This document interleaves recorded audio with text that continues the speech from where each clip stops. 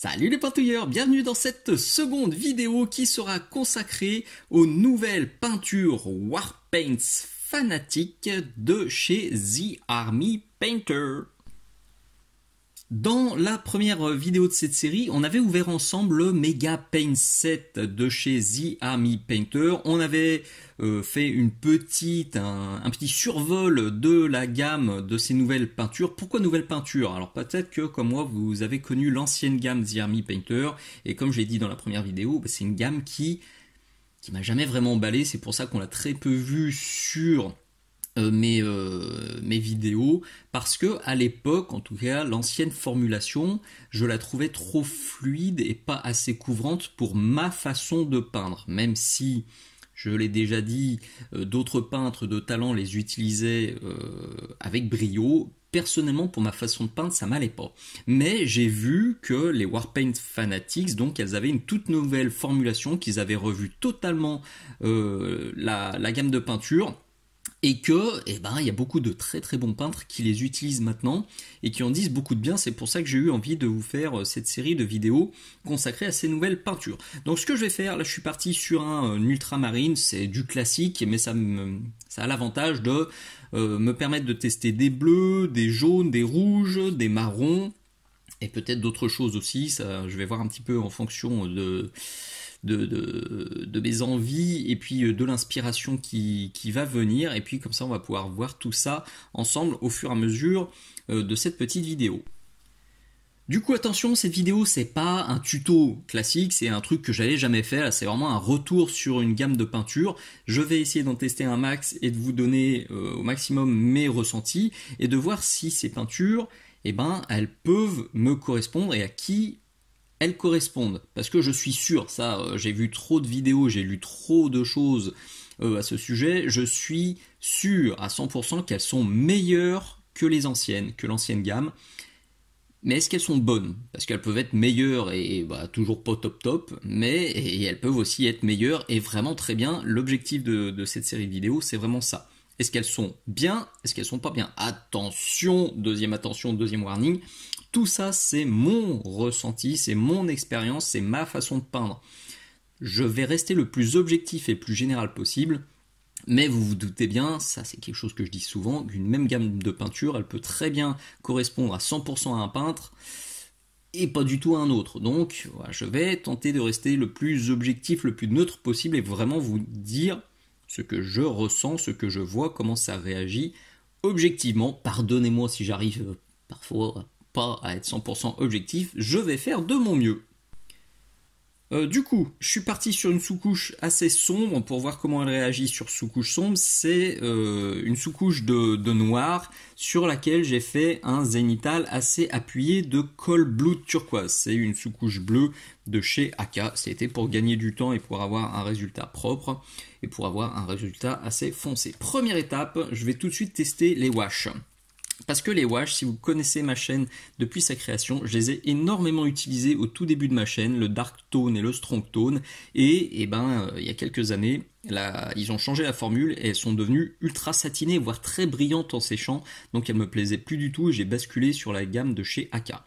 Donc je suis impatient de voir si c'est mieux. Je spoil déjà, j'ai fait des tests parce que je voulais pas tout flinguer, j'ai fait des tests et effectivement c'est beaucoup mieux qu'avant. Elles ont perdu le côté brillant et satiné qui me déplaisait fortement. Donc là, je vais me faire un petit mélange avec ces deux-là et appliquer ça totalement sur la figurine. Je vous rappelle, on entend bien, que dans chaque bouteille, il y a deux petits agitateurs. Ça, c'est vraiment très très bien parce que ça permet de bien mélanger vos peintures avant de les appliquer. Et je vous encourage, je le dis à tous mes élèves, mélangez un max vos pots avant d'appliquer sur vos figurines. C'est très très très important. Premier constat, déjà, elles sont vachement liquide, en tout cas beaucoup plus liquide que les shades que j'utilise habituellement, et du coup elles ont vraiment un bon rôle de shade, c'est-à-dire que ça se glisse parfaitement dans les creux. On le voit sur ce petit essai que j'ai fait vite fait, ça va directement dans les creux, c'est pas du tout des peintures contrastantes, c'est vraiment du pur shade et c'est ce qu'on veut, donc c'est cool. Je vais me faire un truc, une sorte de moite-moite. Ah, flûte, désolé, c'est sorti de l'écran, c'est pas grave. Là, vraiment, je fais moite-moite, strong tone plus dark tone pour m'obtenir une sorte de jus marronasse.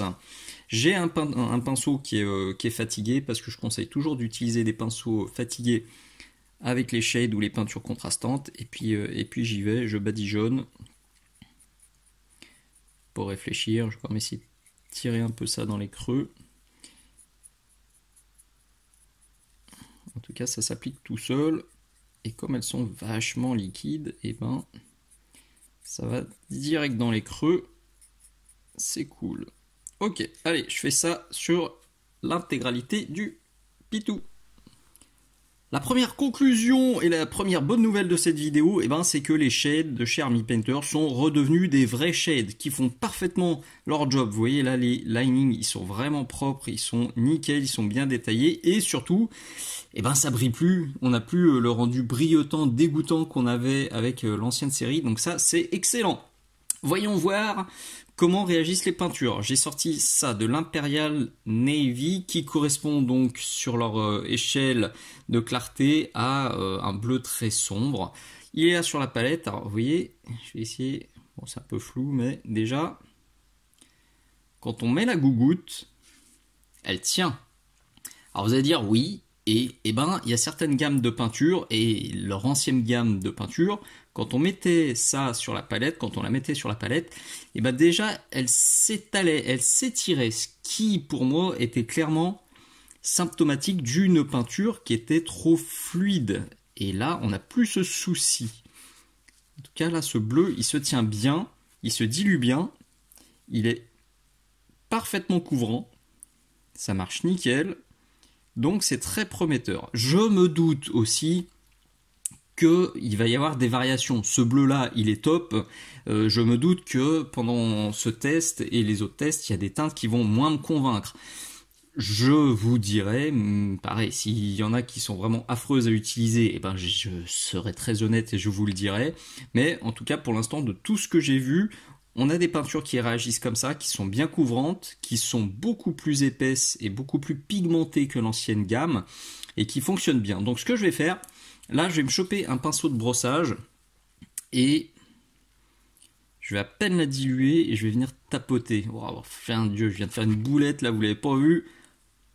Mon pinceau vient de tremper mes puissances 20 000 dans le gobelet de peinture, dans le gobelet d'eau, pardon. Du coup, c'est super dilué, alors que je voulais à peine le diluer. C'est pas grave. J'avais pas prévu de faire du brossage, mais plutôt une sorte de réo pour venir repigmenter tranquillement, comme ça, en tapotouillant, tout en texturant. Et vous voyez là, déjà, dès le premier passage, on voit que ça couvre. Et on voit que ça fonctionne. Donc c'est chouette. Ces premiers coups de pinceau sont plutôt encourageants. Donc je vais faire ça tranquillou avec du coup l'Imperial Navy. Puis je ferai la même chose normalement là, toujours avec les recettes de Vivid Blues. Là on est sur le Crystal Blues qui est plutôt au milieu. Crystal Blue, pardon. Et je pense éclaircir tranquillement avec ça. Donc je me fais ces 3 étapes, peinard, en tapotouillant. Et puis si j'ai un truc intéressant à vous montrer entre temps, je coupe. Avant de passer à la prochaine étape d'éclaircissement, je vais quand même lisser un petit peu. Donc je ressors l'Imperial Navy et puis je le dilue pour venir lisser tranquillement. Un truc important et très sympa, elle se déphase très peu cette peinture. Sur la palette humide, là plus haut sur la palette j'ai des marrons d'une autre gamme parce que je peins autre chose en parallèle. Et tout est déphasé, on a vraiment plusieurs teintes et la peinture est complètement inutilisable alors que là on retouille un petit coup et c'est nickel. À noter aussi que niveau dilution, il faut y aller plus costaud je trouve qu'avec les Vallejo ou les AK, en tout cas pour cette teinte là, pour réussir à faire vraiment des filtres. Là, vous voyez, ça clairement c'est la dilution que j'utilise normalement. Et là j'ai pas du tout un filtre. Je trouve pas assez transparent. Donc j'ai remis un petit peu d'eau.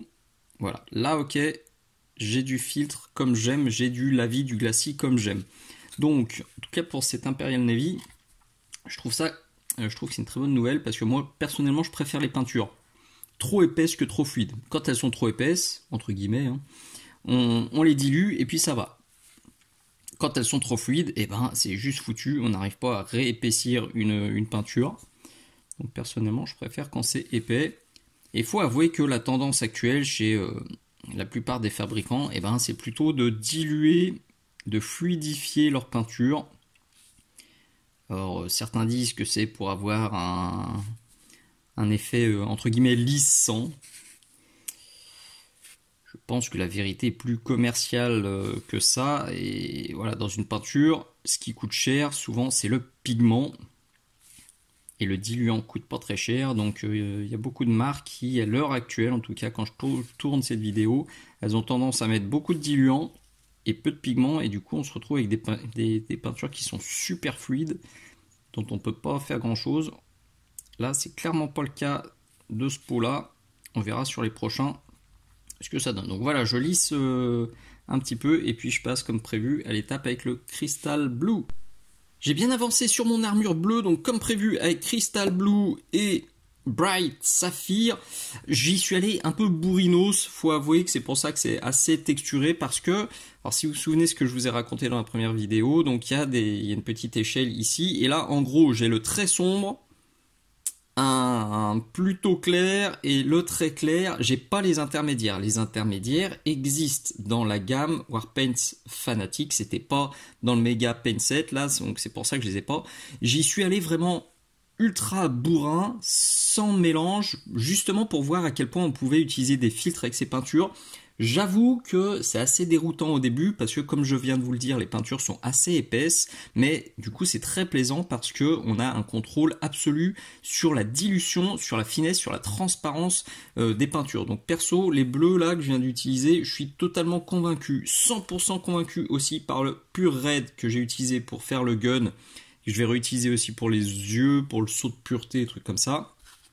Totalement convaincu aussi par le Oak Brown qui va me servir de base aux zones jaunes. Alors je pense que ça va être une sorte de jaunasse, marronasse, NMMasse, je sais pas trop. J'ai pas envie de faire du métal comme les ultramarines actuelles. J'ai envie de plutôt être dans un move old school comme quand j'ai découvert au Warhammer 40 000 les ultramarines. Toutes les zones qui maintenant sont en doré, elles étaient en jaune. Donc je pense que je vais me faire un truc comme ça. Il y a un seul jaune dans la boîte que j'ai eu, donc c'est pareil, je vais pas pouvoir faire de test foufou, mais en tout cas ça m'a servi de base, et pour faire des cuirs et pour faire cette base c'est parfait.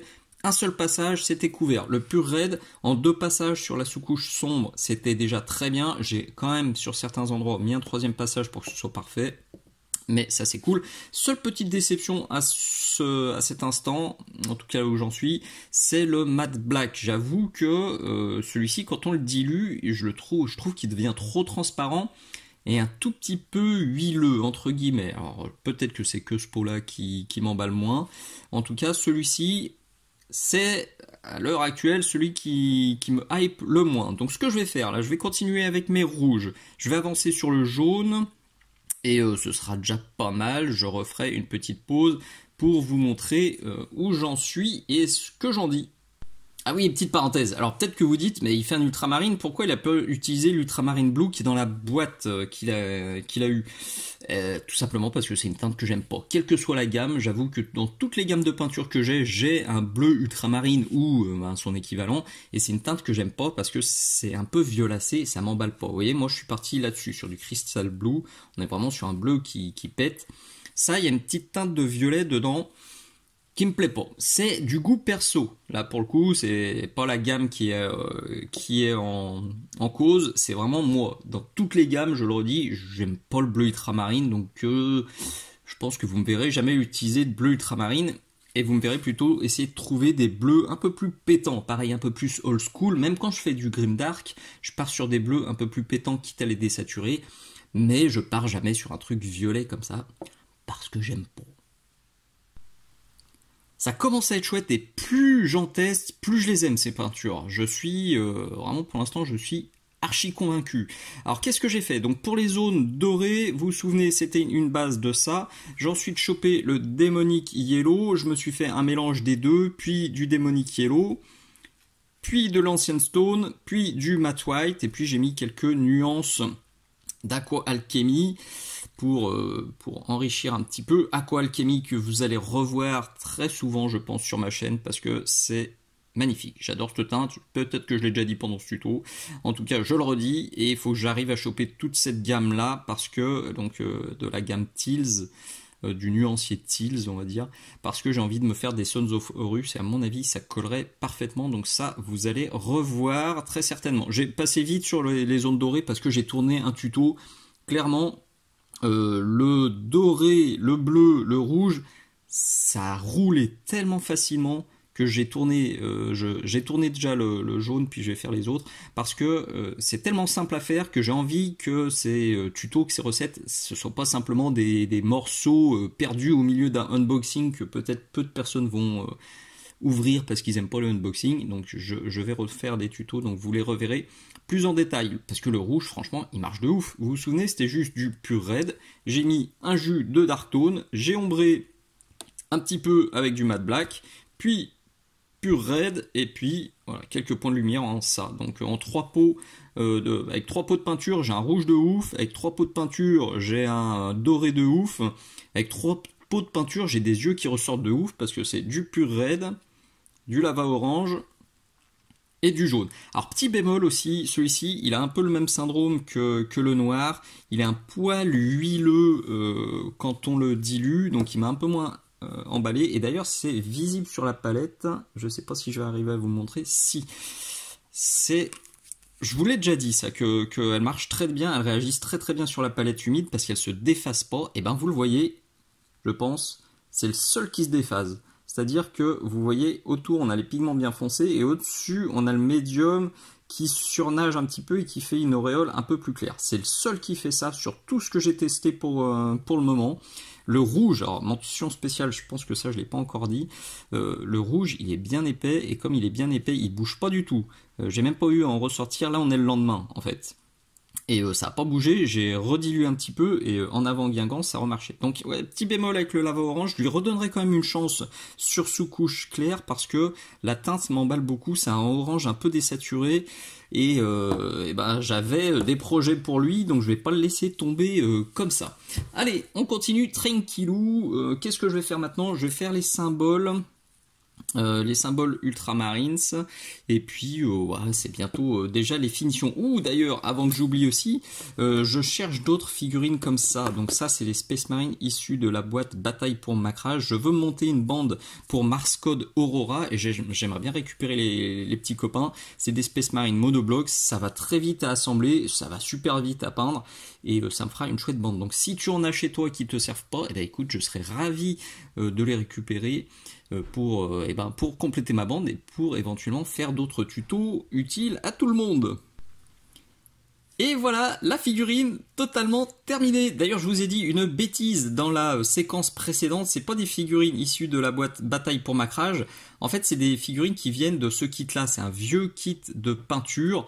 Et vous le voyez, contrairement aux figurines de Bataille pour Macrage ou de Assaut sur Black Ridge, l'épaulette gauche a été amovible et il y avait vraiment un symbole ultramarine. Donc idéalement, bah, je le redis, je cherche plutôt celle-ci, celle du kit de peinture avec l'épaulette gauche ultramarine, mais sinon, celles de Black Ridge feront parfaitement l'affaire et à défaut, celles de Bataille pour Macrage feront parfaitement l'affaire aussi, parce que là, clairement, vu le résultat final, vu comment ça a été simple à faire et vu comment ça rend, eh ben, j'ai vraiment encore plus envie de me faire une belle bande pour jouer à Mars Code d'Aurora. Au niveau des recettes, alors pour le beige, je vous ai aussi tourné le tuto.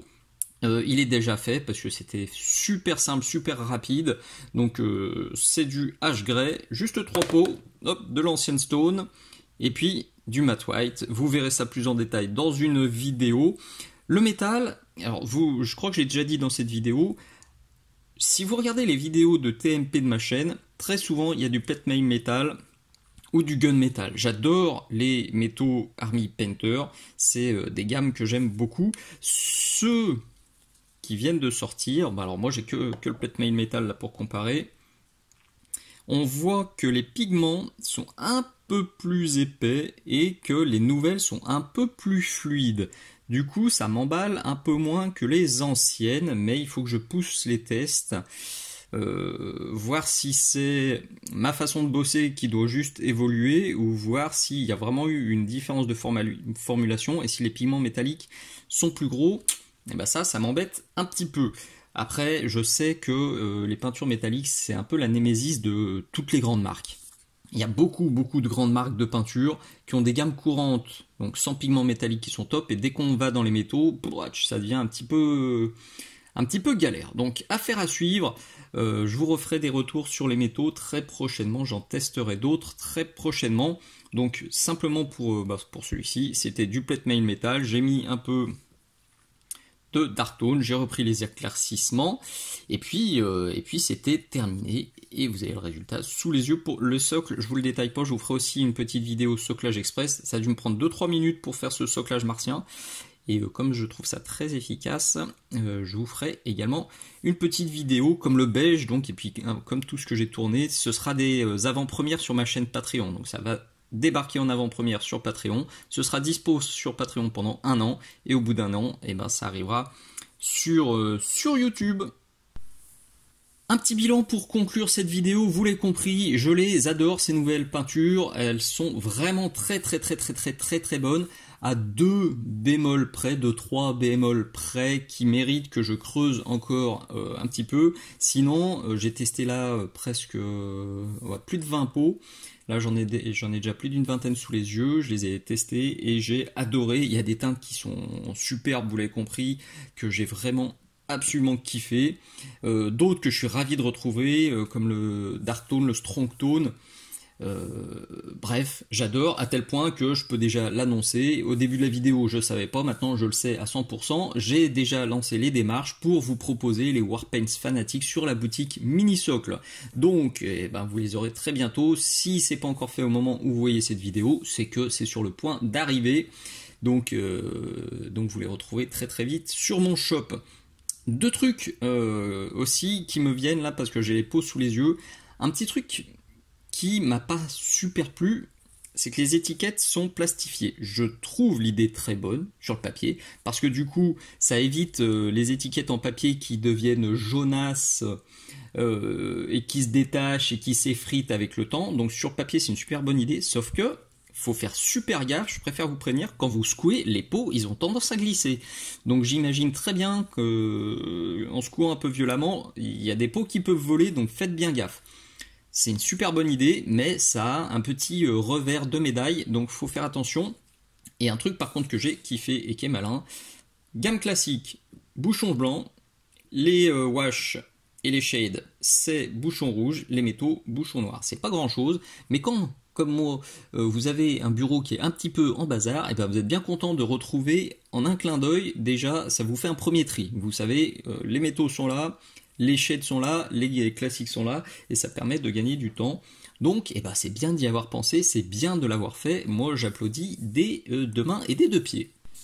Voilà, on est au bout de cette vidéo, donc c'était plutôt sur une sous-couche foncée. Je tournerai rapidement quelque chose, un autre tuto, une autre vidéo, pour vous montrer comment ça réagit sur base claire, mais je me doute que ça va très bien se passer puisque c'est souvent plus la sous-couche sur sous-couche foncée que c'est plus galère quand on a des teintes qui sont pas assez pigmentées ou pas assez couvrantes.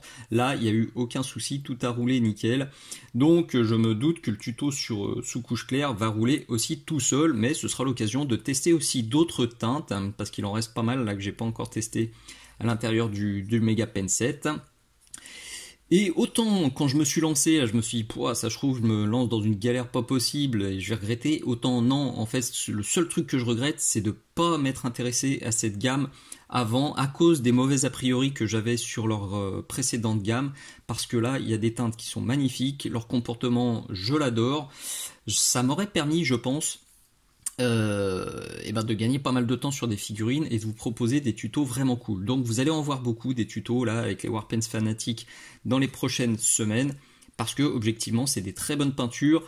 Oubliez les mauvais a priori que vous aviez sur l'ancienne gamme, si c'est comme moi, si vous aviez des mauvais a priori, parce qu'ils ont clairement redressé la barre et c'est de nouveau une gamme de peinture qui vaut la peine d'être utilisée pour les figurines de jeu comme pour les figurines d'expo. Donc tout ce que je peux vous dire, c'est que moi j'adore et que vous les reverrez très vite sur ma chaîne, sur mon Facebook, sur mon Instagram et sur tous mes réseaux sociaux. Voilà, allez, cette fois on est au bout.